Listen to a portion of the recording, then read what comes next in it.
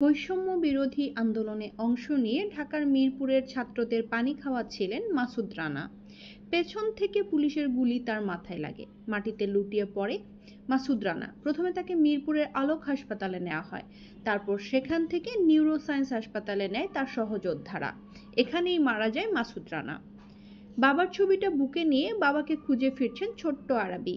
সে জানে তার বাবা আছে, কিন্তু বাবা যে তার চিরতরে হারিয়ে গেছে।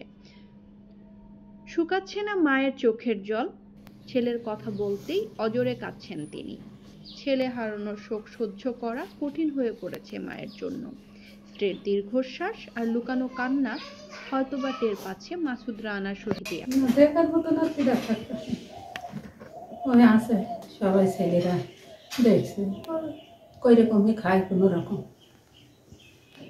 দিনও পাঁচ চলে যায়, তাছাড়া যে দেড়ি মজুর কিছুই নেই।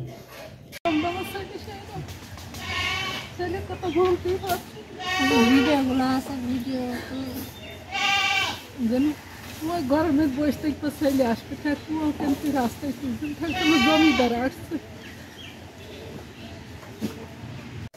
কি করবো শোনা, সেই তো কি যে করবো আর কেমন করে যুগের কি করবো, এই আমার চিন্তা। কি করবো কেমন করে চালাবো, আমি কি করবো। সরকারের কাছে স্বামীর হত্যাকাণ্ডের বিচার চান এ বালিকা বধূ। মাসুদ রানা বৃদ্ধ বাবা কথা বলতে পারেন না, তারপরও বোঝালেন কোথায় তার ছেলের গুলি লেগেছে। মাসুদ রানা ঢাকার মিরপুরের একটি বেসরকারি কোম্পানিতে চাকরি করতেন। 4 আগস্ট বৈষম্য বিরোধী আন্দোলনে অংশ নিয়ে পুলিশের গুলিতে নিহত হন তিনি। এরপর তার মরদেহ গ্রামে এনে দাফন করে তার স্বজনরা। মাসুদ রানা আত্মত্যাগে নতুন করে স্বাধীন হয়েছে এদেশ, কিন্তু বিধবা হয়েছে তার স্ত্রী, এতিম হয়েছে সন্তান। এদের পাশে দাঁড়ানোর জন্য সরকারের প্রতি আবেদন জানালেন স্থানীয় প্রতিনিধিরা।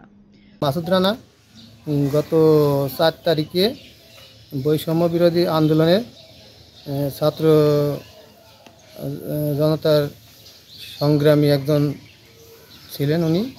উনি পুলিশের গুলিতে নিহত হন 4 তারিখে। তার একটা বাচ্চা আছে, তার স্ত্রী আছে। আমরা চাই তার পিছনে যেন সরকার একটু পদক্ষেপ নেয়।